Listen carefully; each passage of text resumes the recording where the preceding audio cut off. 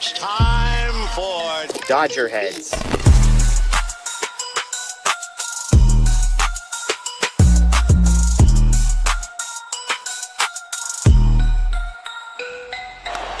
high fly ball into right field. Hey, Dodgers have won it all in 2020. Shohei Otani, 50-50 club. Strikes him out. There's a drive. Shohei Otani. Freeman hits the ball. She is gone. Birthday party, Los Angeles. Your Dodgers have won the World Series. What is up, everybody? Welcome into DodgerHeads Live, presented by DodgerBlue.com, part of the Medium Large Sports Network. My name is Jeff Spiegel, joined tonight by Anthony Witrado, as normal, on a Sunday night, here to break down a Dodgers victory, as well as look ahead, Anthony, to the next 25 games, the last 25 games. But the good news is we start the show, Anthony, with a 2-game lead in the division. And yes, they lost 2 to the Diamondbacks, but thank the Lord they did not lose today. Yeah, that would have been worse. It wasn't a great weekend, but it would have been worse. Very similar to how they came out of San Diego. Game and a half behind the Phillies, I think it is right now. And then, like you said, the 2, but what is essentially a 3-game lead over the Padres. So that's a positive, at least that part of it. Here we are. Yeah. You mentioned, I think they're 1 game back of the Phillies. The Phillies did lose tonight. The Braves ended up coming back to beat them 3-1. Yeah. So I believe this isn't updated, but yes, you're right. They just lost. So 1 game difference between them and the Phillies. You mentioned 2-game lead on the Padres, but they also hold the the tiebreaker on that one. So shout out to the Minnesota Twins for doing their job this past weekend, helping the Dodgers out a little bit. Shout out to everybody joining us live, as always, on Facebook, on YouTube, on Twitter. We appreciate you. Shout out to the podcast peeps, Apple, Spotify, Google, the DodgerHeads podcast, joining us after the fact. Thank you as well. Again, lots to get into. We're going to talk MVP stuff. Otani, Schwarber, there's this narrative building that this is a race. I want to get your thoughts on whether or not that's the case. Again, I'm going to ask you for the 5 biggest things you're keeping an eye on. And oh my goodness, do we have a boatload of injury updates for the Dodgers. Time to find out if it's good news or bad news. Let's talk briefly about the game that happened today, Anthony, because it is Sunday. Kind of a mixed bag game. They needed this one, having lost the first 2 at home to the Diamondbacks. They jump out to an early lead. 3 straight hits from Otani, Mookie Betts, and Freddie Freeman puts the Dodgers up early, but in classic Dodgers fashion, they turn a second and third with nobody out into just 1 run because they can't get the ball out of the infield or to find some grass anywhere. Rojas with a big hit, who I apologize to on social media today for all the mean things I said because he's been fantastic. Pages with a hit. Dodgers have a 4-1 lead. Yamamoto, who we're going to talk about momentarily, absolutely fantastic. Then they hand the ball to Tanner Scott, who gets 2 quick outs, and then it's a blooper, then it's a liner, and then it's a Corbin Carroll home run to tie this game up. Thank the Lord Will Smith cleaned up the bullpen's mess with a pinch hit walk-off home run. His 4th of the career. That's an insane number. 4 pinch hit walk-off home runs for Will Smith. No doubter to left center field. Again, the Dodgers win in this one. We're going to talk to Teoscar Hernandez, who is not in the lineup seemingly intentionally today. But this game was a roller coaster, Anthony. Yeah. Typical Dodgers. Won't spend too much time on the game because I think there's other things that probably matter. But they got lucky. Put it plain and simply, they should have scored more to put this game out of reach earlier. Yeah. And then Tanner Scott just showed yet another example of why, even though the bullpen is getting healthier, there's still a huge question mark on can it be trusted in those late game high leverage situations. Yeah. And Will Smith bailed him out. That's kind of what it is. They could have very well lost this game after that home run and would have had a disastrous weekend after coming off of a really good series against the Reds. So thankful that a little luck was on our side. Thankful that Will Smith was able to put the barrel on the ball, but a whole bunch of question marks coming out of this weekend.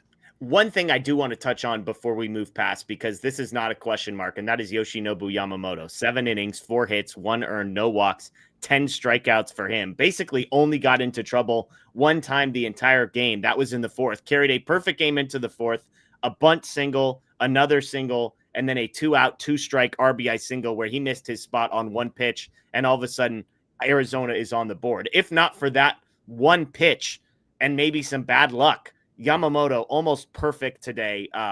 Maybe the best start we've seen from him this year.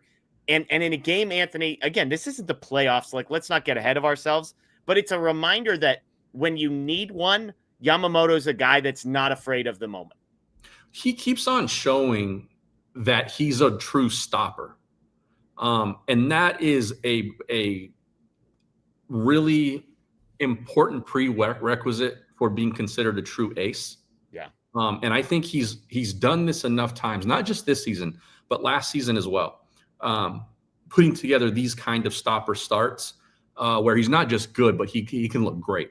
And so I think that when you consider sort of the season that he's had a couple of clunkers, but I think he's more than proven that he is the guy that you can give the ball to in a must-win kind of situation, and he can deliver. I know that I know you and Bruce on Thursday did your what does the rotation kind of look like, the power rankings. I love that episode, by the way. That was a good one. And you both had Yosh and Snell 1A and 1B, and I think you flipped them. But I think there's no question about it with those two guys. And I think after today's start, this is going to go right up until the game 1 decision comes out, right, of who should be going first. And they may throw us a curveball here, but after today, I would go Yamamoto 1. Just based on the power rankings, not necessarily giving them layout who should start. Totally. I should say that. But yeah, I mean, he's a stud, man. He really is, and I think he just keeps proving it. Yeah, well, and I mean, the thing about him and the same thing about Otani the other night, like Yamamoto threw 6 different pitches and seemingly all of them effectively tonight. Otani threw 7 the other night. Like, when you can just go at these guys and say, okay, here comes a curveball, here comes a splitter, you have no chance. Oh, by the way, 98 right on the paint. It's like, what the heck are you going to do against these guys? Because you have to be guessing because of the gap in velocity between some of these pitches, but also the different movement profiles. And oh, by the way, he commands all of them. And so I'm with you. He's in that upper echelon category with Blake Snell, in my opinion. And I think the only decision you make with those two guys is a rest decision. It's who can get 5 days, who can get 6 days. How can we sequence this in a way to maximize both of these pitchers? And look, I think there's a couple other guys that might be making a push to belong in that category as well, because Tyler Glasnow was fantastic his last time out. And obviously the last time we saw Shohei Otani, it was like, is there a better pitcher on the face of the earth than Shohei Otani? I'm not entirely sure based on how he pitched. I'm with you. We can jump into this a little more when I talk about some of the key things to watch out for the rest of the season. But I think it's very possible that neither one of those guys, Snell or Yamamoto, is the first to take the ball in the postseason. Yeah, absolutely. Absolutely. Let's get to some super chats before we move past. Baseball Geek says this: it's been 1 month since the deadline. Hindsight is 2020, but how would you rank the Dodgers trade deadline knowing what you know today?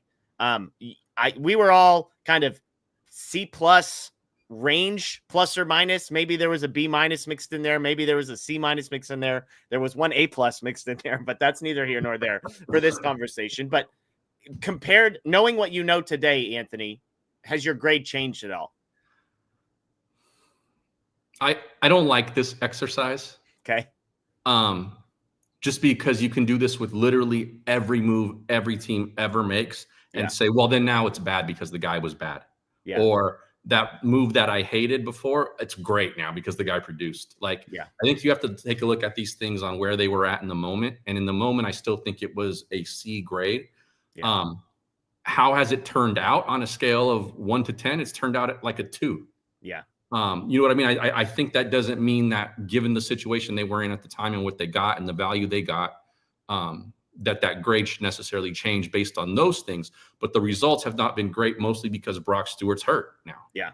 And he was sort of the highlight, the spotlight guy at the trade deadline. So what we can say is that I think none of us were happy that they didn't go do more. Totally. And I think if you were trying to be optimistic, you would point to Stephen Kwan's performance since the deadline, which he's been like the 4th worst hitter in Major League Baseball since August 1st, I believe. You could point to Ryan Helsley's production, where he has an ERA that's double digits. And so those were kind of, it felt like the two guys that people were most eager to go and get. And so I guess you could make yourself feel better by saying, well, those guys stink. The flip side is, again, Laureano's the guy that I wanted, and he's been absolutely on fire for the Padres, which is doubly bad. Obviously, Mason Miller, Duran, those guys have been very good. So to me, it's probably about the same. And that is reflected in part by like the downside to Brock Stewart was the injury risk, and then he got injured. So it's hard to be like, oh man, like we shouldn't second guess, because it's like, well, that was kind of the worry. The worry was, would he be healthy? And he's not healthy.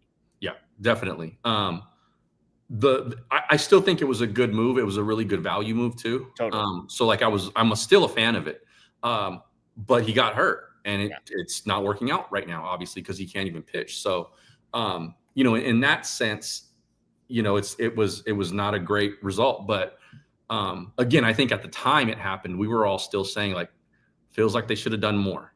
Maybe not going out and get Mason Miller for Josue DePaula or something like that, but like more. Yeah, absolutely. I think it's an interesting question. It's an interesting exercise. It's helpful to look around and be like, oh yeah, not all of these guys have panned out the way that we would have penciled them into panning out as Dodgers. And yet at the same time, it's easy to look at how the corner outfield is performing for the Dodgers, how the bullpen is currently performing, and say, man, it'd be nice. It'd be nice to have more there. Even if when you do the exercise on the bullpen side of things, I think you can start to project out and say like, they got a lot of guys in that group that maybe it's not like they're desperate for another bullpen arm. I think a fairer way to look at that question would be to say like, okay, front office, you're a month removed. Here's what it looks like now. If you could go back, would you go back and do more? I think the answer to that question is probably yes. Yeah, absolutely. Michael Conforto had a nice little 2-week run that I refuse to believe that the Dodgers were like, good, we've got this solved. Maybe it took a little bit of urgency out of that conversation. They didn't feel quite as desperate, but I just want to assume the best of Andrew Friedman and believe that he wasn't lied to by 2 weeks of Michael Conforto into believing like, hey, we've got this thing all figured out. I think they just ultimately looked at the guys, looked at the cost, looked at the value, and said, we're good. So D-Nation Life with the super chat, a big one. We appreciate it. I know this won't happen, but is it crazy to think that pitching Otani in the postseason, not pitching Otani in the postseason? He has great stuff, but letting him focus on the at-bat seems more valuable with the way the offense is. I've posed this question on here, not because, hey, focus on the offense, but mostly like, if hypothetically the Dodgers have 5 starting pitchers that are hard for them to choose between, and you only need 4, is there a world where they say, Otani out of the rotation, focus on offense, maybe you're a late inning weapon, and let Kershaw have the start? That's not what I would do, but I do think it's at least like a road that is worth poking at and exploring a tiny bit. I could tell you this, the organization is not thinking that way. I know that on pretty good information. They consider him a piece of the rotation right now. All of this stuff can change, obviously, but not only do they consider him a piece of the rotation, but they consider him not one of the guys that they might be questioning. Otani, you're talking about. Otani, yeah. And I think that's the right move. One, I don't think the pitching that much is going to impact, how effective he can be offensively. If the guy's in a slump, he's in a slump. We've also seen him be very good on nights that he's pitched with the bat. So, and traditionally, it hasn't made much of a difference. This is just the first time we're seeing it, and still a relatively small sample size too. But I think too, like, they've already hinted that Otani can break the 5-inning barrier once October happens. Yeah. If he's a guy that can give you 6 innings, and which basically means there's really nothing holding him back as a starter, he's arguably a top 5 starting pitcher in the league.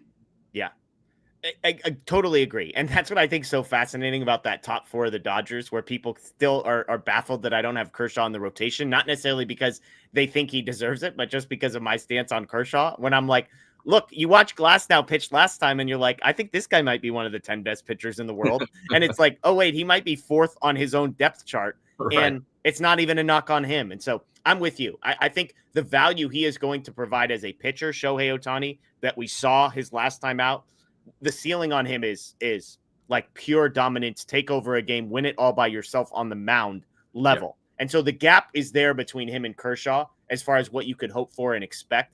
The ceiling is different. The floor is different. And so I think it's not even a conversation. There's not even a close enough. Like if they had to choose between like here's the interesting thing, Anthony. Let's say they get into the NLDS and they only need 3 pitchers. Like, is there a world where you just say, hey, if we're having to choose between Otani and Glasnow, then maybe we just let Glasnow pitch, let Otani rest and focus on hitting? Like, that's where I think it becomes more interesting. Not because I think Glasnow is better than Otani pure pitcher, but because you can at least talk me into some upside to sitting Otani where there's no upside. Like if you bench Glasnow, he's providing you nothing of value otherwise.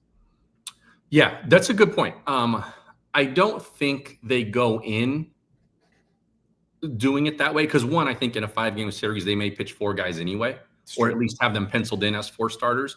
Here's a situation I could see happening, though. Let's say it's Yoshi, Snell in some order, and then Otani is slotted as 3rd.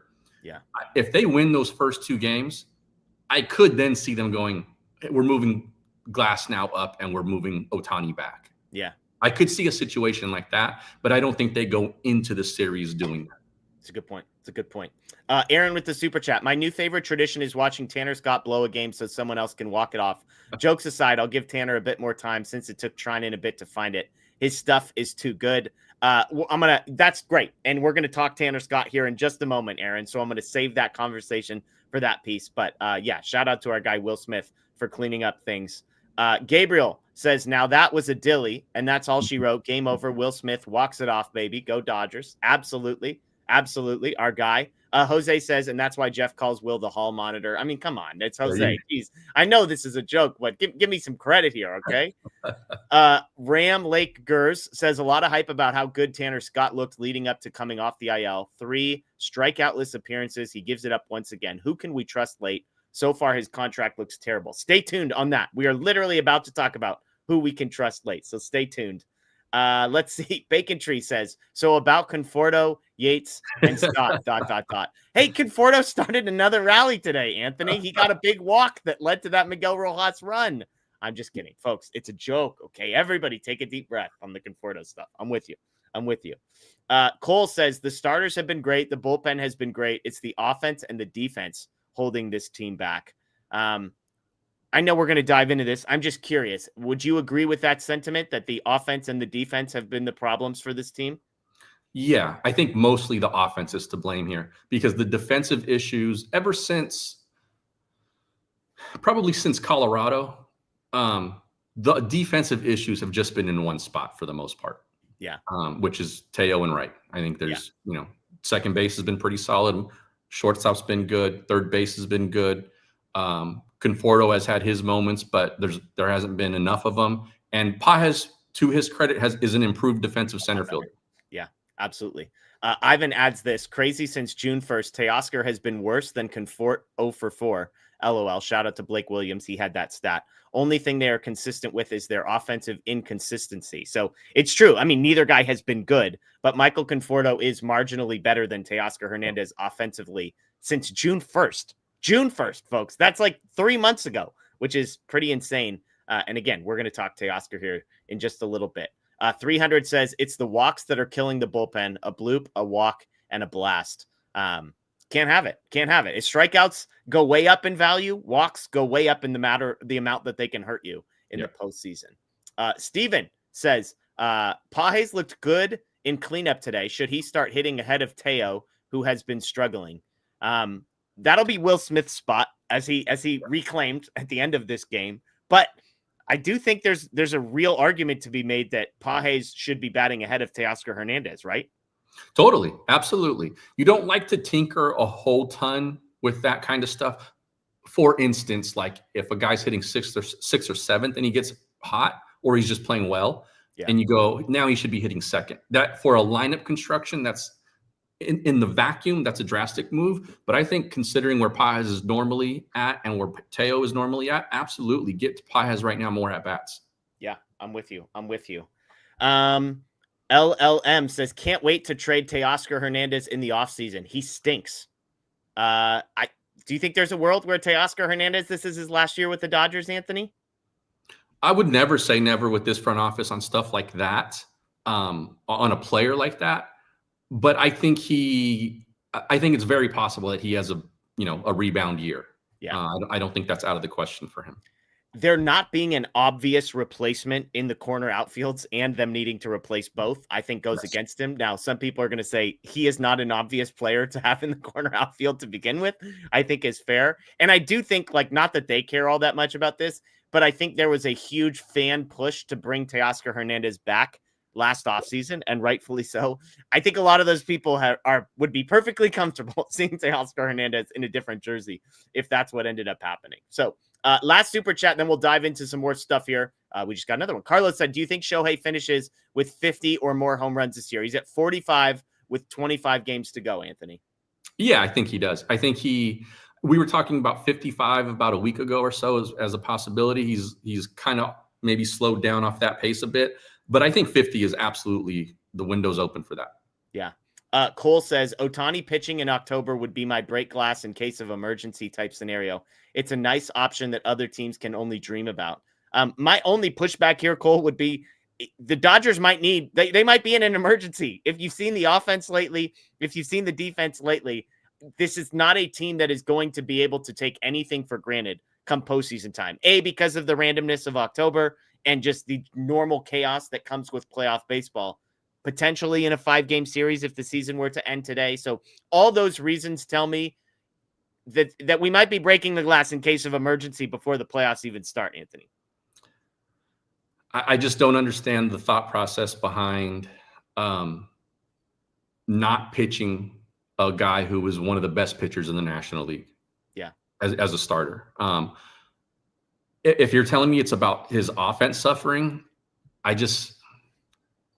not buying that. It's built on, right. It's built on that theory. And so the bigger question is, like, do you actually buy, I would ask to anybody, like, do you actually buy that him pitching makes him a compromised hitter in any way, shape, or form? And if the answer is yes, then that's how you get to this place. And if the answer is no, then it's a ridiculous assertion, right? So we're really just talking about the assumption underneath it all. And his long-term track record suggests that it doesn't make a difference. Yeah, that he has no problem doing both. Yeah.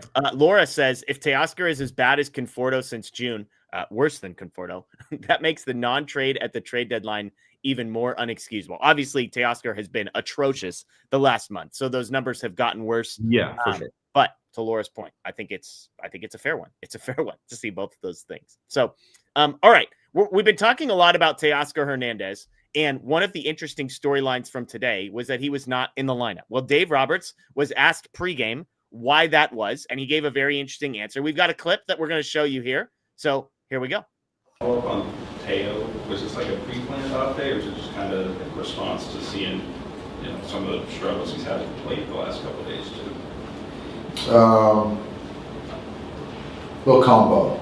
It's a combo. I think that clearly he hasn't handled right-handed pitching. I think that a 2-day reset could help. And so, yeah, I mean, he's an everyday guy, but I do think that, where we're at, you've got to perform too, to warrant being out there every single day regardless, right? So, yeah, I mean, I think so. It's a little combo. So do you see more of this opportunity for the Alex likely more on the right field side if you are going to have Teo down? Not down, but just kind of moments where he's off? Yeah, I just think for me, I think it's to the point of, the urgency piece. It's like, you got to perform. And so I think for me, it's like certain guys earn and deserve with what I see. But if you play well, you're going to play. And I think that's the way it should be, especially, where we're at right now. So, yeah. Anthony, what do you make of the decision to sit Teoscar Hernandez and then to say the things that Dave said, which indicates this was not a platoon thing. This was not a regularly routinely scheduled day off. This was a benching, I think it's fair to say. Yeah. It was more disciplinary action than, I think you need a break because your swing doesn't look great. This was trying to send a message to him. And I think probably because the talk part of it has already happened. Yeah. And so this was like, okay, if you responded for a little while, but if you were going to fall back into these kind of habits, then we're going to start taking away playing time. And good. I think this part of it is probably a little overdue. Yeah. But better late than never in this situation. I think Dave and the coaching staff was right here. And also I think 2 days off for Teoscar probably is not a bad thing. He can probably use it. Hopefully it can shake up his focus a little bit and say like, hey, I got to get back on this. Like this clearly isn't acceptable. I think everybody in this situation was correct to say like, you know what, you're not going to play today. Let's talk about the Conforto piece, because I already know without even looking in the chat what people are saying, which is, so help me understand. Teoscar Hernandez gets benched, but Michael Conforto, who has been a worse offensive player the entirety of the season, maybe the last 3 months, they've been equally bad. And yet there has never been even anything remotely approaching a benching for Michael Conforto. I have an idea in my head, but as the resident, longtime Conforto defender, I'm curious to get your thoughts to see if you'll say what I'm thinking first before I say it. A couple of reasons why these situations aren't the same. And I think people are maybe missing a piece of this. One, there was not another option for a lot of the season for Conforto. Yep. And since the trade deadline, he's been in maybe not a full-on strict platoon, but he's been in some sort of kind of platoon with Alex Call and Kike. And, now that guys are getting healthier. So he's not playing as much as Teoscar Hernandez is. Yeah. Dave said it now. They see Teoscar as an everyday player. This is a benching for a couple of games to say like, hey, you are our guy, but we need you to focus here. For Conforto, at first it was out of necessity because they didn't have anybody else necessarily, and now he's not a guy who's playing every day. Like there's other guys who are getting time in that position. So I think it's just seared into everyone's brains that Conforto is going to have 500 plate appearances or whatever it is over the course of the season. But as of late, he's not been like the everyday guy out there. And I wouldn't disagree with any of that, but I think the biggest difference is still missing, which is this. Teoscar did not get benched because he stinks. Teoscar got benched because there are questions about his effort, and there are questions about his mentality and his overall enthusiasm for the game of baseball at bat to at bat and fly ball to fly ball. If there is one thing you cannot say about Michael Conforto, his effort, his energy has never been questioned. I'm not saying that's good enough. I'm not saying that like, hey, let's all pat Conforto on the back. But I think what's happening here is Teoscar is getting benched because of effort and because of focus. And those two things, of all the things we've questioned with Conforto, those two things are not them. And so I think, to me, Anthony, that's the biggest difference between these two guys, on top of everything that you just said. Absolutely. Because Conforto has been god-awful. Right. Completely agree. And if this was strictly based on performance situations, then yeah, I'm sure, and everybody was healthy and they had options at those two corner positions, then Teo might have been on the bench a little sooner or getting more quote unquote mental off days and things like that. This was an attitude, focus, effort benching, not because he's been bad, even though he has. So there's a huge difference there. And again, Conforto's not playing every single day right now the way Teo is. Yeah. Well, and I think like if you go back to that Glasnow start a couple days ago, there was a ball that was hit over Teoscar's head that landed right in front of the wall. And I'm not saying it wouldn't have been a tough play. And there's definitely a part of me that's like, he makes a decision about 10 yards from the wall that's either I'm going full speed and this is going to hurt a little bit, but I have a chance to catch it, or I'm just going to pull up a little bit, let this thing bounce a couple times and then grab it. And I'm not even saying Teoscar made the wrong decision, but I can assure you Tyler Glasnow was pretty convinced he made the wrong decision. And so I think if you're Dave, you've got to at some point stand up for a guy like Glasnow and for the rest of the pitching staff and be like, yo, you're making business decisions out in right field. And I'm not even telling you you're wrong because I don't want you smashing full speed into the fence. But like, it just can't, it's an optics thing. And I think he forced Dave into making a decision. Because on this show, Anthony, we've been having this conversation about Teoscar Hernandez and effort for what, 3-4 weeks? And that's only because like we could have been having it for 6 months. So I think this was not about performance as much as effort, although performance is kind of the whipped cream, the cherry, and the sprinkles on top of if why he was smashing the ball, you're totally right. If he was smashing the ball offensively, it would just be another the other way. Yeah. Totally. Absolutely. A couple super chats. Oh, here we go. 300. Glassnow was super pissed last night. Got damn it, Teo, bleep from him. So there you go. Yep. We saw the same thing, 300. We saw the same thing. Yep. David says, it's hard to believe Teo's the type of guy that got paid and I'm going to stop playing hard guy, right? Look, I would like to believe better about all of these people. I think I would be lying, Anthony, if I was sitting here and saying there's not part of this there, that there's not part of this of he's coming back from an injury, that there's not part of it, which is, I'll just figure it out once the postseason comes on. Like, it feels like a cocktail of all of those things mixed in. And I don't want to give you weights on like, well, I think it's 80% this and 5% this, but there has to be a little bit of, I signed the big deal and last year I was playing for my life kind of a thing. No, I think that's fair. To David's point, he doesn't strike me as that guy either, but some of it may be like without him even realizing that it's happening. You know what I mean? Like guys can fall into those kinds of situations before. Carlos Beltran one time told me that happened to him. He said he caught himself and like it took a coach being like, hey, what's going on here? And then he realized it and he snapped out of it. But it's a real thing that can happen to guys without them realizing it's happened. Yeah. Now, I do think a lot of this is and I'm not saying right or wrong, is Teo babysitting and nursing the leg, groin, the whatever. And I put it that way because I think it's a situation maybe where the medical staff is like, look, you're good, you can go, like sprint for the ball in the gap.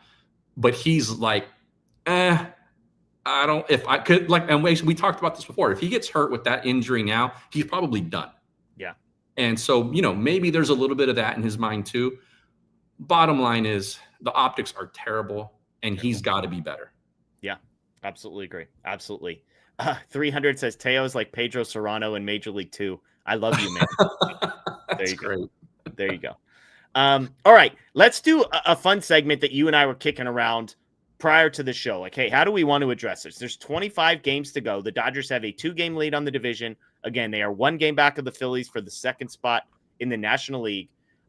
So there's a lot in front of the Dodgers still to play for here. And so we wanted to talk about 5 things that we are watching, keeping an eye on as the season comes to a close. What are the key indicators? What are the warning lights or signs of encouragement that we're looking for beyond just wins and losses, that kind of a thing? And so you've got 5, and I'm just going to tee you up. Your first one here is Tanner Scott and the back end of the bullpen. So talk to me about what you're looking for from this group and this guy. I think right now they need this next month to establish a trusted 1-2 punch at the back end. Yeah. 8th inning, 9th inning kind of guys. Right now, you can trust some guys a little bit. Yeah, I'd say Treinen feels like he pitched great today. He feels like he's in that group. It was just 10 days ago or so. True. Where we're like, can you trust Treinen? Yeah. He's looked better since then, to his credit. So I think by way of everyone else looks how they look. Yeah, like him being good for a few games, 4 games, 5 games looks even better. Yeah. And so he is probably the leader in the clubhouse at the point that we're in now. But I think you really have to take these next 25 games or whatever it is and say, okay, we got to figure out how to establish that back end of the bullpen because, and I'm not saying they need a strict closer, like Tanner Scott has to pitch the 9th inning. It's not that kind of situation, but it's got to be a couple of guys that you can trust to go pitch that 9th inning or to go pitch the 8th inning against the middle of somebody's lineup. And right now, it's kind of just Treinen, and he's a newly sort of trusted guy since he's come back, and he kind of found his command a little bit. Because I think they are in danger of seeing more games like tonight. And if that stuff happens in the playoffs, even once in a series, that could end the season.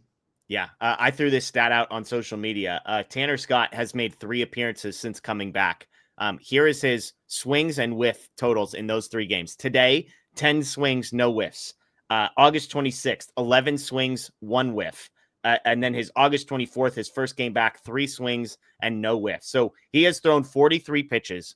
He has gotten 24 swings, and he has 1 whiff since coming back. So the velocity is up. The stuff looks good, which is weird, but he is getting no swing and miss. So that's a big deal for him. Just out of curiosity, if Treinen was one and you had to pick. Now, I should have prefaced all this. Health and injuries are underlying all 5 of these categories.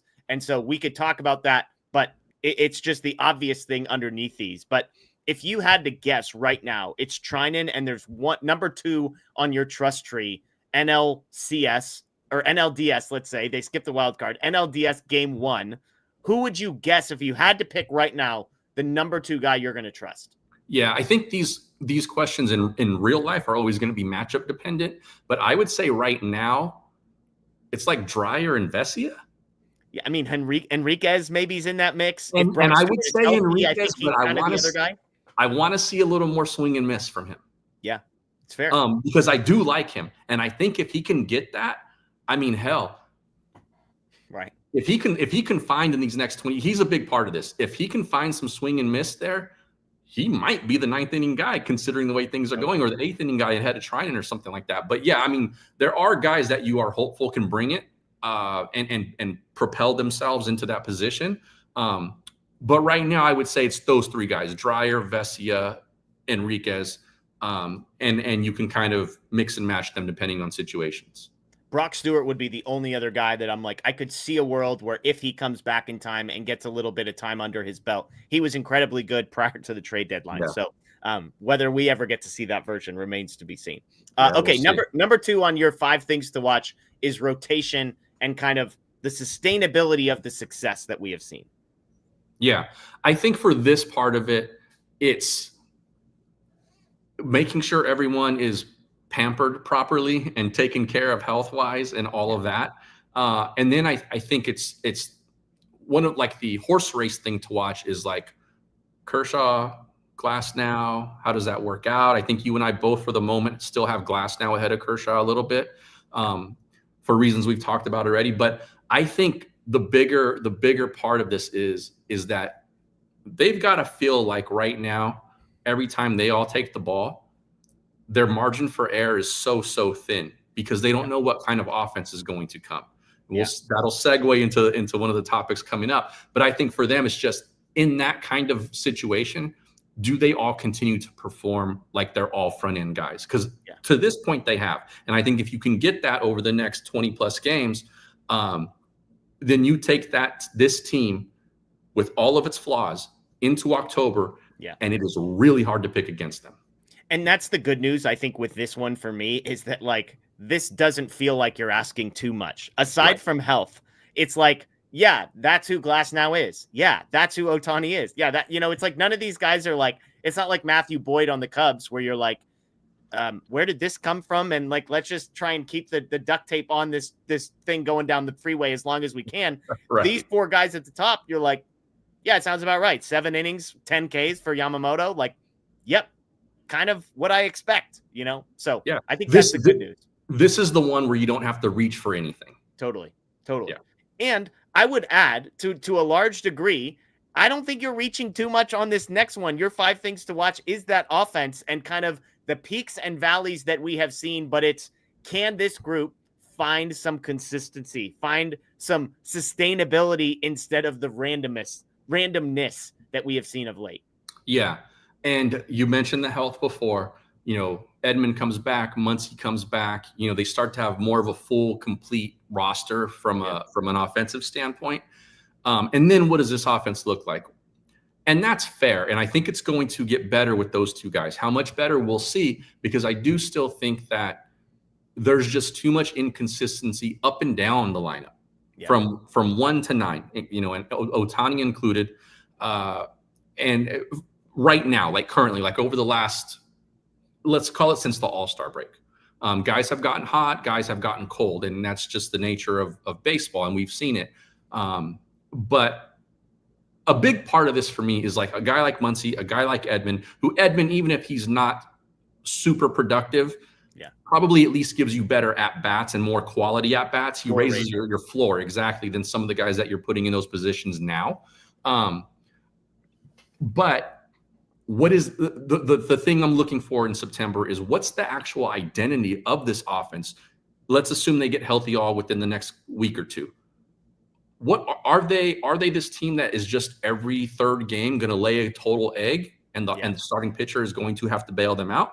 Or is this the team that 5 out of 6 games, you can just about count on 5 runs? Yeah. I've said it for like 3 or 4 years. 5 is the number. Yeah. It's 5 and below, and the offense has below 5. The offense has not done their job. Like pitching will not get blamed by me if they give up 4 runs and lose. That's on this Dodgers offense as constructed to do their job. And so today they get to 5. They shouldn't have needed to get to 5 because they only got to 5 because they had some extra at-bats, singular extra at-bat at the end of the game. By the way, I missed this one. Speaking of Tanner Scott, we have another clip, and this one's too good not to show. This was Tanner Scott post-game, asked about the pitch that was the home run to Corbin Carroll. Delivery when it came to location, missing middle. What do you think it was today? So I got no clue. If you know, you can tell me. But I mean, terrible pitch. I got no clue. You tell me. Terrible pitch. That's what I want to hear out of the mouth of my closer, Anthony. Sometimes that is the answer, though. You know what I mean? I mean, like, do you want him? I know it's good for fans when we go to sleep at night to go like they care as much as we do. Trust me, they care way more. But he also has to learn how to throw that away. Totally. Because he might be called on in 24 hours to go out, you know, or the next day to go out and be in another high pressure situation. He's got to perform. And if that's dancing around in his head, then we call him a mental little person. Yeah, exactly. And again, I there's a part of me that likes just the honesty and the bluntness. Because again, who do you think that sucked for more? Like me sitting on my couch on a Sunday afternoon, crushing a bag of kettle chips with like some iced tea in my hand, or him giving up a 3-run home run in front of 52,000 people in the midst of like a really crappy stretch of baseball. Right. Like those two are not close, just as a heads up. So I just love that he's like, I don't know, it sucked. What do you want me to tell you? Like, I wish I would have thrown that better. And I'm not exactly sure why that thing ended up middle. Because guess what? If I knew why it was middle, I wouldn't have done it. So anyways, it's just more funny than anything else. Okay, number 4 on your list is kind of the fundamentals of baseball. And we've got another clip here. This is Dave Roberts being asked about this notion of being able to flip a switch on and off. He says switch a flip at one point, which, trust me, flip a switch is like the hardest phrase, I think, to say correctly like 6 times. So give Dave some grace. But here's a couple questions he was asked about that. It's a switch that can be flipped. Because I know even weeks ago you said like that's a really dangerous way to live. It is. But I do think that, you know, a flip can be switched, but it doesn't feel good for me saying it because I just feel like there's, you know, a certain way you go about things. And each game should be equally important. Every little play, pitch should be equally important. What is that? How you do everything is how you do everything kind of adage. I believe in that. And so, but yeah, I mean, I think that again, when you're playing a long season, it's hard to kind of be that locked in every single pitch, but that's not going to, you know, I'm not going to not try to ask our guys to do that though. There's a month left, but kind of how late is too late to flip that switch, even though you don't like seeing it that way? I don't know. We got to, whatever it is, we got to do it right now. We got to win today. We got to play better baseball. We got to play more focused baseball, and then let the chips fall where they may. But we got to just, there's just more in there. There just is. Yeah. Anthony, you talked about sort of the needing for this team to play fundamental baseball. He talked about every play, every pitch as important as the next one. What are you looking for over this 25-game stretch? I'm looking for where is this team's focus going down the stretch? And look, I get it. It's hard to do it for 162 games when you play just about every single day. These guys are being asked to perform physically every day for, from basically the start of February to the end of October, hopefully, with like 20-ish days off, in that time. And even if you're out of shape and you sit at a desk every day, try that schedule and tell me how easy it is to keep your focus. So that part of it, I understand, but the chips are starting to get pushed in now. And here is the time where they are getting paid as professionals and people who have done this time and time again. This is their time when it's like, okay, here's where we go. Yeah. And does the focus get better here? Do the fundamentals get better? Because I think the fundamentals for this team are directly tied to their focus. Those little league plays that we're seeing, like all of that stuff, has to get better. It has to improve. This is the time where you start to sharpen those knives, because you make mistakes like this in October, and guess what, New York Yankees, you lose a World Series. Yeah. Like, you know what I mean? And the Dodgers should know that firsthand, because it played a part in how they won theirs. And so I'm going to be really have a magnifying glass on sort of that part of stuff. Are guys in the right positions? Are people hitting cutoff men, like stuff like that, things that if they don't do them can cost them outs and can cost them runs. Yeah. Look, I'll say on one hand, I'm so glad that I didn't do a post-game show after the Kike Hernandez slide situation from yesterday, because I might have put a hole in a wall and pissed off half of our audience in the process. But it's those things, right? Like it's that, then it's Glass now not backing up the throw to third base that gets away because Kike Hernandez, I think it was Kike or Freeland. I forget who was it. Maybe it was Freeland at third. I think it was Kike. Was it Kike again? So, but it was like he wasn't in a great position to try and receive that ball, and Pages should he have been throwing it there to begin with? There's just those little things that spiral. And so for the Dodgers, I'm entirely with you. And this last one, I changed it slightly from last time we talked because that just dawned on me. But my fifth thing to watch, and I'll let you go, is the October heroes. We talked about Teoscar Hernandez. We just talked about Kike Hernandez. Tommy Edman's a guy who's coming back. These are all three guys that I think a majority of the fan base is like, look, as long as you figure this thing out in October, we're good. And Kike's the perfect example. Sure. I don't know if people know this. Kike Hernandez, as an offensive player, has been worse than Michael Conforto this season. So he has been really bad. And yet, none of us are worried about Kike Hernandez, because he has proven time and time again that when the lights get bright in October, he's going to be fine. And so for me, Anthony, and I know we're aligned on some of this, I'm keeping an eye on, I think Teoscar to some degree is in a similar bucket. He doesn't have the track record of Kike. He's also a much better player than Kike. And so I'm keeping an eye on are the October guys going to get hot just in time for the postseason? Yeah, I hope so. Teo is a big one for me because, one, we've seen him do it in the past. And two, he has shown these little glimmers, there have been embers that you can see sparking, where it's like, oh, maybe he's finding it. And then it fizzles out a little bit. And then you see it again, and then it fizzles out a little bit. And so if he's one guy that if he can start to find some success here, the ball finds some grass, maybe a couple get into the seats, he can be an anchor in the October lineup. I really think that about him. Yeah. Another guy that I would like to see get turned back up is Will Smith. Yeah.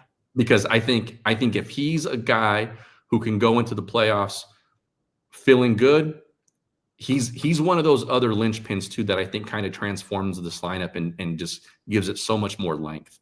Yeah. And today was one of those days, right? 2 for 29 or whatever the stretch he's in. But guess what? Bottom of the ninth, they need a big swing. I mean, I have not seen Will Smith pimp a home run the way that he pimped it, because it was smashed to left center field, halfway up the pavilion. None of the outfielders moved, but it was a walk halfway down. It was a not so subtle bat flip. That just felt like that was as swaggy as Will Smith gets, Anthony. So hopefully that's a good sign of okay, hey, the lights are bright. You need a swing here. I got you. Fastball, upper middle part of the plate. We'll take this thing to left center field and let everybody go home. So I think Will Smith is a great inclusion by you on that list.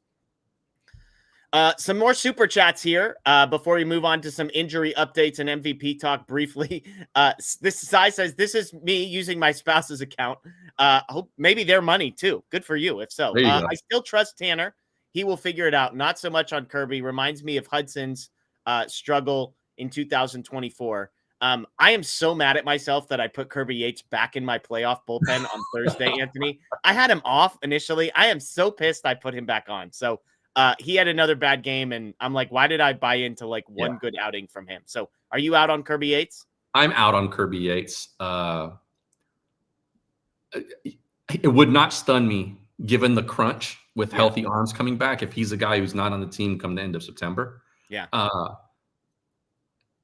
So many things have to go right for him to be successful with his velocity and with his splitter. And it's like, that's why it's like with Tanner Scott, one small tweak and he could go back to being the best reliever in baseball. Like there's no part of watching Kirby Yates where I'm like, well, if the velo ticks up half a mile, and it's like, no, he's still going to be trash because everyone's killing the splitter. Right. And everybody else, Kopech, Trinan, Henriquez, like all of those guys need just like one smaller piece of their arsenal to be right, and they're effective. Yates is a very different situation. You're correct. I think he's done. I do think it'll be pretty interesting though if he kind of starts to put it together, how they view him going forward though. Like in the next couple of weeks or so, let's say, if it starts to look like, oh boy, like he's given up 2 runs in his last like 9 innings. What do we do with this guy? Like, can you trust it? Yeah, absolutely. I love this. Foxy Cinnamon says, here's $5. It's a tip for Jeff's injury fund when he puts a hole through his wall. So I appreciate that. It'll be the drywall, not my hand that'll be hurt. Okay. Yeah. Just to be clear. Cole says, if I see another bullpen game in the playoffs, I'll need antacids and a therapy to get through it. If they go to a bullpen game with like 6 healthy starters, 25 games to go in the season, if we're throwing bullpen games, I might need more than antacids and therapy, Anthony. That's all I'm going to say. Yeah. Look, Añejo? I might have to dip into the Añejo if I got some for you. This is why they went out and got Snell. This is why Otani is going to pitch in the playoffs, despite what some people think, because they don't want to have to do those kinds of things anymore. Yeah, absolutely. Peyton says, silver lining, Padres also struggling. That is very much a silver lining. After the Padres got a couple from the Dodgers, things have gone in opposite directions.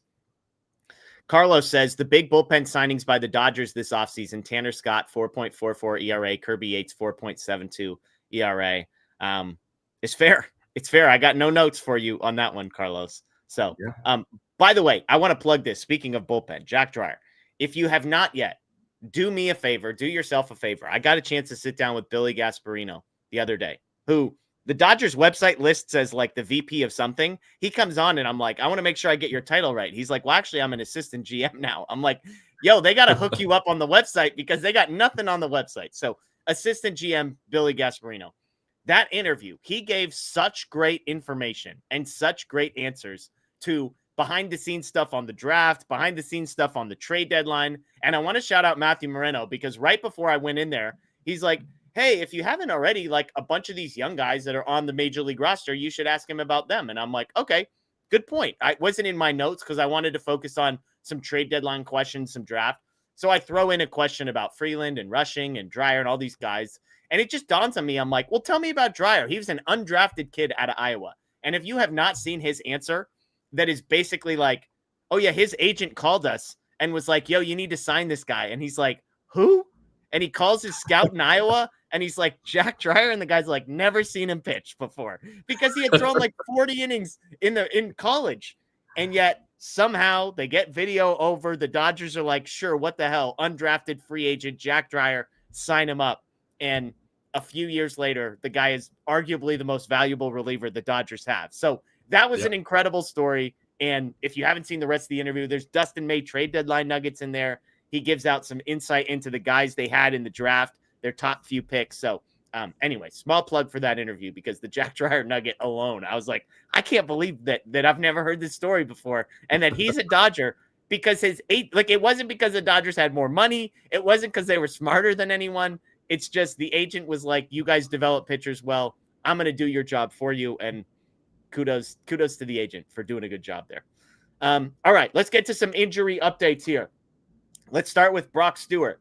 Got a cortisone shot and a PRP injection in his shoulder when he was placed on the 15-day injured list. Last week, he starts playing catch. Still hurts.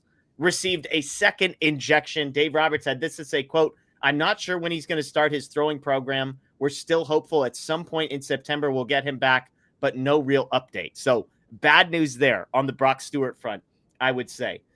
Some good news. Ha-Seong Kim, Michael Kopech, both expected to be up with the Dodgers Tuesday, basically once rosters expand on September 1st. Kopech and Kim expected to rejoin the Dodgers after some rehab appearances. Roki Sasaki, Dave Roberts says he wants to see Sasaki finish 5 innings, but was also clear the bar to making this team is high. The bar to fitting into the rotation is high. So, Anthony, you and I have said all along we don't think he's going to be back with the Dodgers. I think Dave Roberts' comments, to me, the fact that he's saying, yeah, get to 5 innings first, and oh, by the way, we have 6 guys we like a lot right now, and so not sure there's going to be room. To me, that confirms Sasaki's a long shot to be back in LA at any point. Yeah, let's just say this. You'll see a bullpen game in the postseason, I think, before you see Roki touch anything that is meaningful the rest of this year. Yeah, absolutely. Tommy Edman expected to go on a rehab assignment to Oklahoma City this week. Alex Vesia on track to start a rehab assignment this week. Still possible that he misses the minimum 15 days on the injured list. And Max Muncy also expected to go on a rehab assignment with Oklahoma City this week.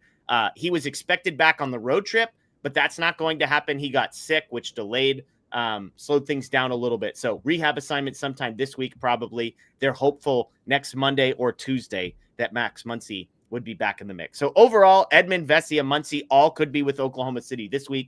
Kim and Kopech up with the Dodgers on Tuesday. So all in all, Anthony, the health seems to be going up and to the right for the Dodgers here. Yeah, mostly. The Brock Stewart news is tough. Fair. Because I think he's done. But yeah, the other stuff is really good. And like I said, I think the bullpen has enough pieces where some of these guys can figure some things out. They'll be okay. The offense really needs Muncy and Edman and even Kim to be options again. And we're getting closer to that reality. Yeah. We're going to do questions here in just a second. Before we get to that, though, one more topic I want to hit. I want to have the MVP conversation with you. If you look at the odds, anywhere that you can place a bet, the odds would tell you there is no debate, that there is no conversation that's happening between Shohei Otani and Kyle Schwarber. The smart people you read would be telling you there is no conversation between Shohei Otani and Kyle Schwarber. And yet he hit 4 home runs in a game the other day. And so it feels like, for the sake of television and the sake of narrative, we are having a conversation about these two things. I liked this from Ken Rosenthal. He said, when it comes to the MVP cases of Aaron Judge and Shohei Otani, we soon might find out whether voter fatigue is a thing. It shouldn't be.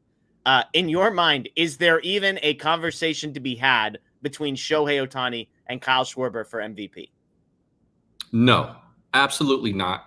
The reason why this was a topic last week was because of the 4-homer game from Schwarber. And the next morning on YouTube, I probably got hit with 6 different shows that had Shohei and Kyle Schwarber in the thumbnail talking about who's the NL MVP.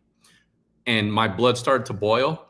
And I'm not one who goes and comments on those guys' shows or anything like that. I comment on all our stuff, but I won't do that to those people. If I know somebody, maybe I'll shoot them a text or something. But I was I watched all of them to be just hate watched. Yeah, I was hate watching them.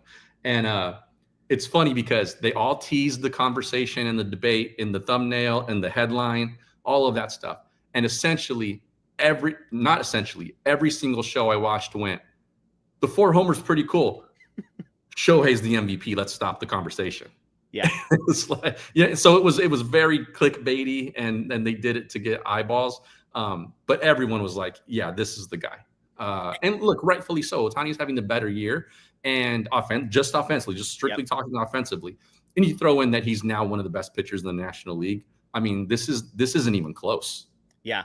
I'm with you. And I part of the reason I wanted to have this conversation and have this video was to put Dodgers fans' minds at ease if they started to see these headlines and like, oh my gosh, is this really something that Otani might lose? The answer is any reasonable, rational person that looks at these arguments is going to laugh at them. And they are going to write Shohei Otani down, and it shouldn't be close. Some numbers for you.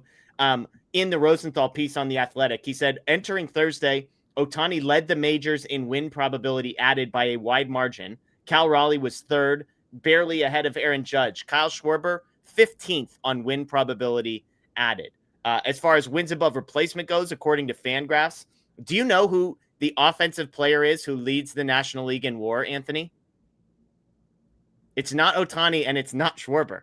Is it Perdomo?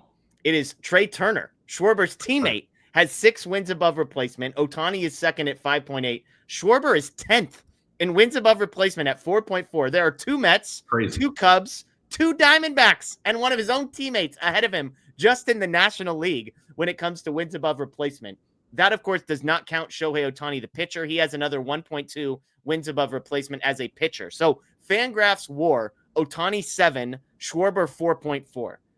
Otani has a higher weighted runs created plus. You mentioned on offensive statistics alone, Otani is more valuable. He has a higher weighted runs created plus by 10. He has a higher OPS by 42 points. He trails in home runs. He trails in RBIs, but he leads in runs. Basically, other than home runs and RBIs, you cannot even remotely come close to making a case for Kyle Schwarber as the MVP. And by the way, what helps Otani is that Schwarber doesn't play defense, and when he does, he's terrible at it. So we're not having the AL conversation where it's like, yeah, but Cal Raleigh's a catcher and he's incredible. It's like both of these guys are zeros on defense, maybe a negative in Schwarber's case because he occasionally plays out there. But I'm with you. There is no debate. There is no conversation. There's a reason last time I looked, Otani is like 3,000, minus 3,000 to win the MVP, because once smart people get a hold of this, it's all for nothing. Yeah. And to throw some facts out there too, this is more to like sort of settle the Otani's not clutch situation that's been going on tonight in the chat. We've seen it for weeks now. I'm not sure where people are getting these numbers from. And sure, he's had like stretches where like, oh, this week he had, 3 plate appearances with, guys in scoring position. He went 0 for 3 or something like that. It happens. But here are some numbers on this. With men in scoring position this season, Shohei Otani has a 147 weighted runs created plus.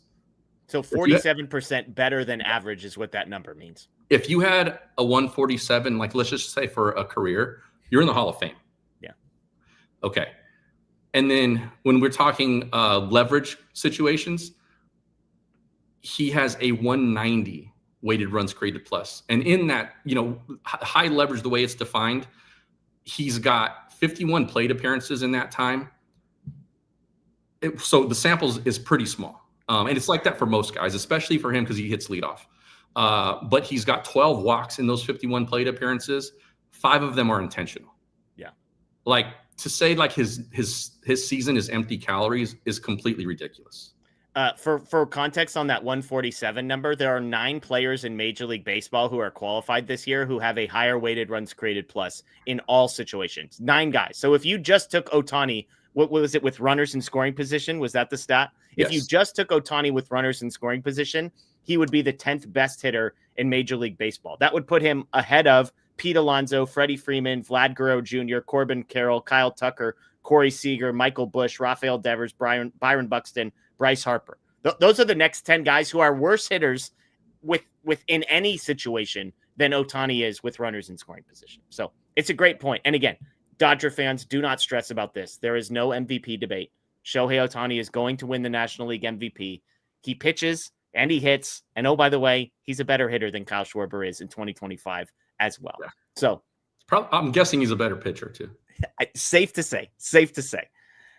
All right, let's get to some questions. Let's get to some comments. If you've got any questions, all caps questions, throw those in the chat. We will get to as many as we can. We do have some super chats, so we'll start with those. Cole with another super chat. Cole, you're the MVP tonight. Lots of super chats from you. We appreciate it. Says, does Mookie win the Gold Glove at short? Leads in defensive runs saved among shortstops, has 2.2 wins above replacement, best in the National League. I'm guessing that's a defensive number, and only made 6 errors. I predicted Mookie as a Gold Glove finalist to begin the year. That was one of my hot takes. Looking fairly promising at this point, based on name value alone. I will preface my answer, Anthony, by saying I think all defensive metrics are pretty crappy and have major flaws in them, and you can kind of use them to prove or disprove things as you want to. That said, the eye test on Mookie Betts, especially lately, has been fantastic. And I think it was Chad Moriyama on Twitter who put it best, referencing the 6 errors. The thing that Mookie has done better than pretty much every other shortstop is just make the plays he's supposed to make. There have been times where the range hasn't been amazing or the arm hasn't been strong enough, but he only has 6 errors. He's not making stupid, dumb mistakes. And that is what probably more than anything else puts him in this conversation. Yeah, I agree. Then this was something that he didn't do last year in the however many weeks he played shortstop. It was always a little nerve-wracking, even when it was kind of a routine play. Yeah. Not this year. Not only that, but now you're almost expecting him to make plays up the middle and plays in the hole or plays charging the ball. He's gotten so good at that stuff as well. I am most impressed with of all of your takes preseason, for the ones that missed and the ones that hit, I think you having Mookie as a Gold Glove finalist is the one that I'm most impressed with. That's a big W for you. Cause you might've been the only person who had him in that category.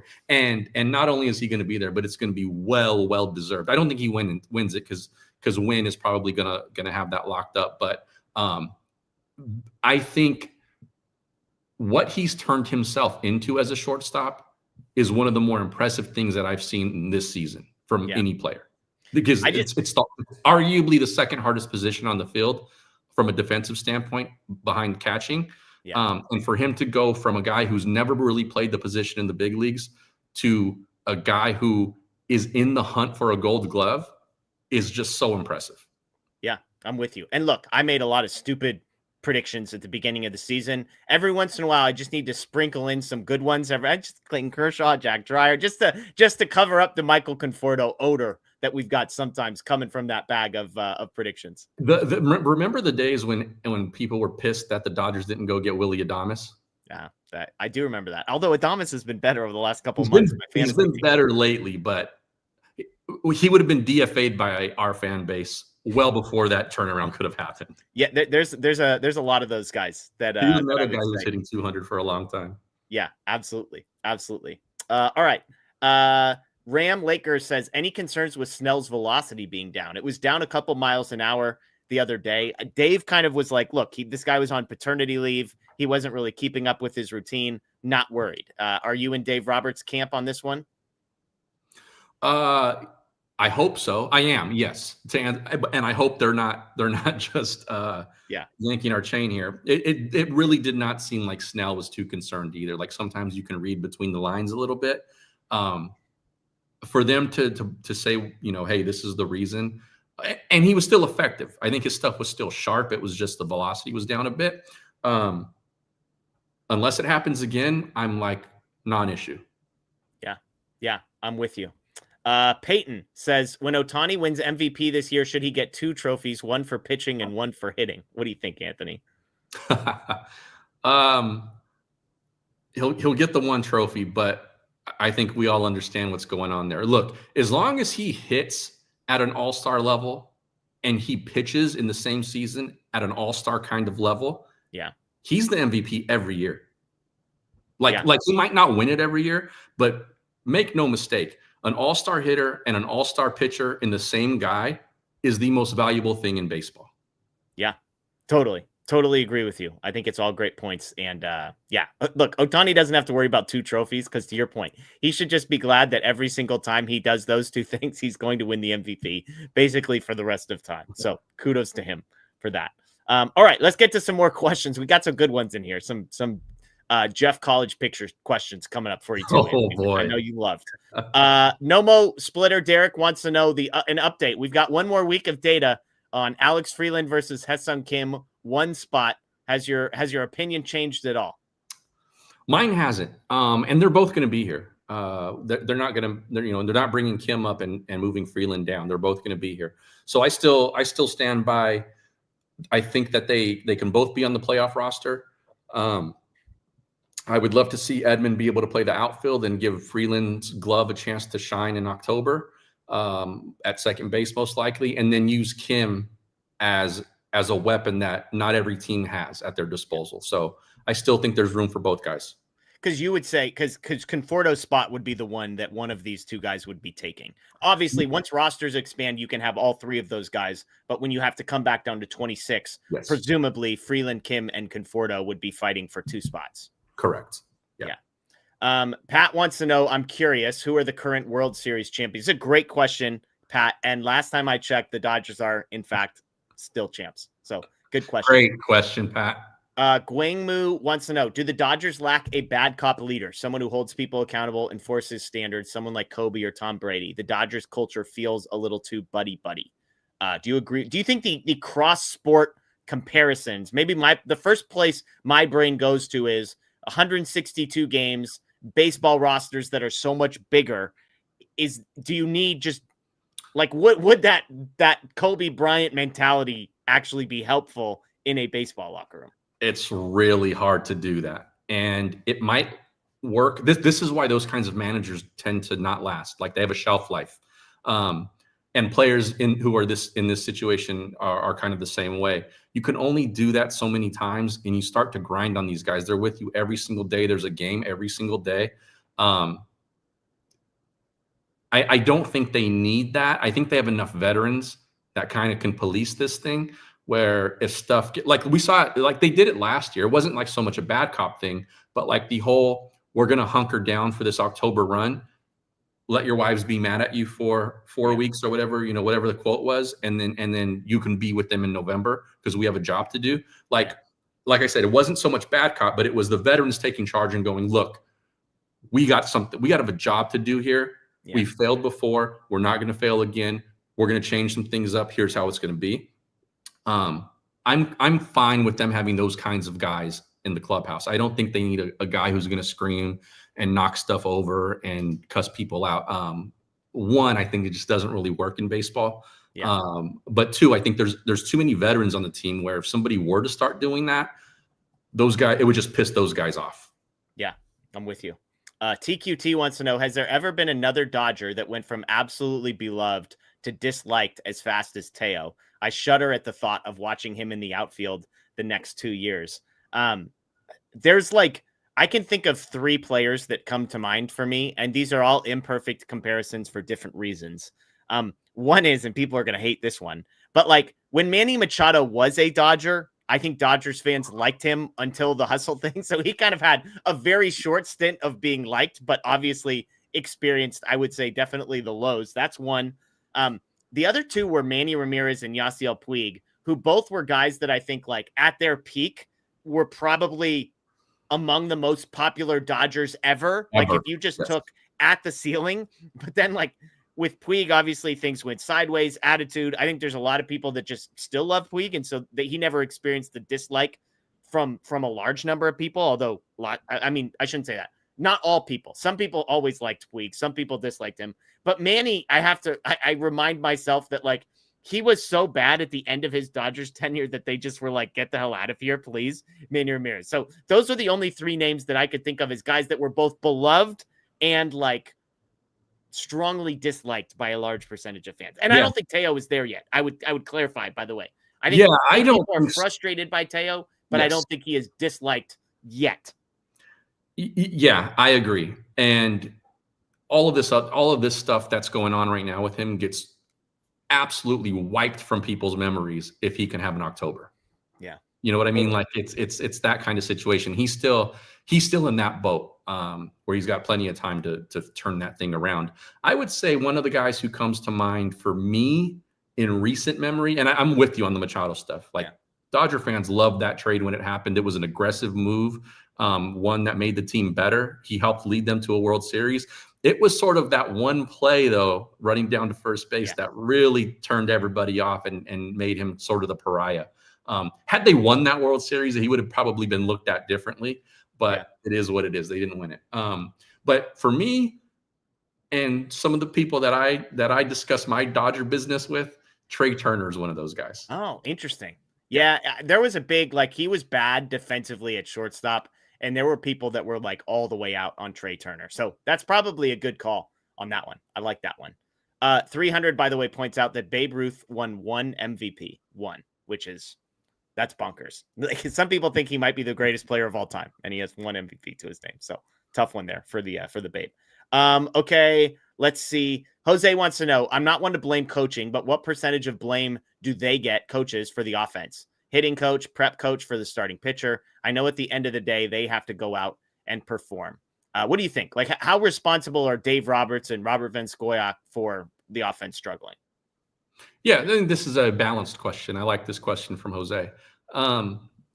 Typically, there's no real way to measure this stuff, but the sort of the way it's put in baseball circles is over the course of 162 games, and this was pre-DH, your manager is probably directly responsible for winning or losing you anywhere between 8 to 10 games over the course of a season. Right. And that was kind of generally accepted. Now with the DH, I think it's probably more like 5 or 6, maybe. I mean, less, like 2. Yeah, like, what are they doing? Maybe 3 to 5. Yeah. And that is pretty much strictly pitching decisions now. Yeah. So I think the percentage there is small. Look, we've seen these coaches turn some guys who were scrap heap sort of players into all-stars, or huge contributors to this offense. So I don't think they deserve a ton of blame here. I think for some of this stuff, it's just the performance was bad from the player, for whatever reason, injury or mental stuff or whatever. And then you kind of sometimes tend to hear about that stuff after the season is over. With that said, I do think, like, let's say the offense falters in October and like the pitching is really good, but the offense cannot put it together consistently enough. And that's the clear reason they lose. You might see some change there, but I don't think it's like that's the sole blame for it. I think it's more of like, we got to make a move and we can't fire all the hitters. Yeah, I'm with. I just, these are the types of things where, like, if you want to blame Dave Roberts for putting certain players in certain positions, fair. But, like, I don't blame the coaches for, like, Michael Conforto grounding out with runners at second and third and 1 out. Like, I just am like, that's on the player. At some point, the player has to make some things happen. Noisy Ninja, let's do some rapid fire. How do you feel about Walker Buehler to the Phillies? Hoping we don't see him in the postseason. He's one of those turn on the lights, turn it on when the lights are brightest guys. You were not a re-sign Walker Buehler guy, if I'm reading your tweets correctly. I was not a re-sign Walker Buehler guy. I was not a let's be interested in Walker Buehler since his release from Boston guy. And I am the Phillies got him. Maybe good for us. Okay. Yeah, not me. Love Walker Buehler. I love Walker Buehler too. Yeah, I know. This was a decide with your heart, not with your head decision for me. So I can differentiate. Oscar wants to know, why not make Roki a bullpen option for just the postseason, elite 2 pitches for up-down situations? He has 1 elite pitch. He has 1. His fastball is one of the worst pitches in baseball. So it's not even good. It's very bad. Jay asks, could you see them making Alex Freeland take over the shortstop spot next year, moving Mookie to second to hopefully preserve his health more? My answer would be yes. I think this is going to happen eventually. If you told me it's in 2027 and not 2026, fine. But I think Alex Freeland is going to be the Dodgers shortstop in the next couple of years. Yeah, more likely in 27. I don't think you can take a guy who's a Gold Glove finalist legitimately because of his defense, and be like, we're going to move you now. Yeah. For a guy who's unproven at this level. Agreed. Okay, 3 questions here that are completely off the beaten path. So if our guy Manuel is in the chat, apologies to you, Manuel. We're at the hour 20 mark, and we've got story time here. Cole asks an important food question. Have you ever had tater tot hot dish, and where do you stand on casseroles, Anthony? I don't know what tater tot hot dish is. I assume it's like, I'm just thinking here, it's tater tots in a casserole dish with all sorts of crap on top. So let me Google this, and then you tell me where you stand on casseroles. Yeah, because I don't know the answer to that either. I don't know what it is. Where do I stand on casseroles? I'm actually fine with casseroles. Mom-in-law makes a good enchilada casserole, which is essentially it's just an enchilada laid out flat and Love layered that. with layers. That's one of my go-tos. If I'm having people over, a little enchiladas or enchilada casserole, go-to. Yeah, yeah. So look, I'm the kind of guy who's like, if I like all the stuff that's in it, throw it up in there. I'll eat it. Right. So it looks like tater tot hot dish. This is the first thing I look at. It looks like it looks like ground beef and almost like ground beef pot pie ingredients. So it looks like we've got some corn and some peas and some carrots. And then on top of it is just a total line of tater tots Okay. lining the top of it. So would you eat or would you not eat, Anthony? I don't dislike any of that stuff you just said. It doesn't sound like the best casserole ever, but I would eat it. Yeah. Here's the thing about casseroles. They're terrible for you and they taste delicious. Yeah. Like it's like, oh, here's a bunch of ingredients, a crap load of butter and oil and fried crap, and we're just going to put it in one dish. I'm like, you sign me up. You want to layer some mashed potatoes under there with a bunch of crap on top? I'm in. You want fried stuff? I'm in. Like, I'm in on casseroles. Yeah, when my mother-in-law when she makes that enchilada casserole, like it's dangerous. Yeah. Because like if you let me, I'll eat that whole thing in one day if it's just me by myself. Yeah. Which is probably the equivalent of like, I don't know, a dozen enchiladas, which I would probably never do if they were just rolled up regular. So if it's a really good one that I'm into, it can be dangerous. Yeah, absolutely. Absolutely. Yeah, and cheese. I forgot to mention that. Most casseroles have like enough cheese to feed an entire generation. Okay. Two other ones. David asks, after seeing those pictures of a young Jeff Spiegel, I'm just wondering how much girl action Jeff had back in the day. If you missed this, you know what? I'll grab the picture. It's right here. Anthony, I want to hear your reaction while I'm grabbing this photo that's right here. I want your reaction to the hairdo that I'm about to reveal to people. So Jeff shared this in our Dodger Head chat a couple days ago, and everyone had a good laugh. Of course, you'll see why in a minute. There we are, right next to Chris Fowler, right in front of him. We got the Bieber mop going on. So there you go. Jeff has the grayish jacket on. If you couldn't tell which one he is, there you go, Jeff. Yeah. So you can kind of get I think he posted it on Twitter. So if you want a good look at it, you can see it on his account. My first comment on the chat was something about boy band, right? Oh, yeah. Daniel Starkind, who is our great Laker Nation guy, and then our occasional guest host and guest on Dodger Heads, he said, "Oh, I had the same cut, but I was 12 when I had mine." And Jeff, how old were you when you had that? That would have been 18. But here's my thing. And you guys all disagreed with this. This is a great take by me, is that I don't think, like, under the age of 25, hairdos do not discriminate by age. It is simply like a year. Like in 2025, if you go to a college campus and a middle school campus, you're going to see the exact same hairdos in both those places. Right now, it's the mullet. It's like the short on the sides, long in the back, long on top. That is the in thing. It doesn't discriminate. So Starkind, who's younger than me, saying he had it like at 11 and I was 18, I'm like, that checks out. That was probably the same year that we had this haircut. That's my view. Yeah, I think 18 and 12 is close enough in age, though. It's like 14 and like 28. Totally. Like, all right.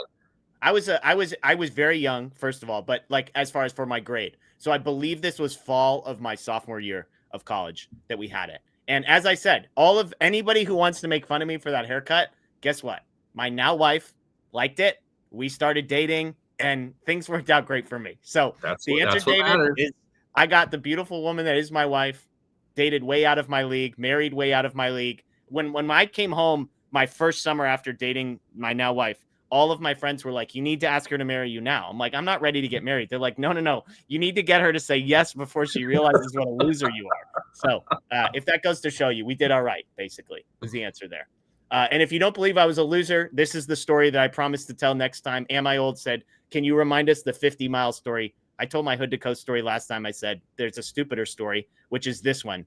In San Francisco, outside of San Francisco, there is a race.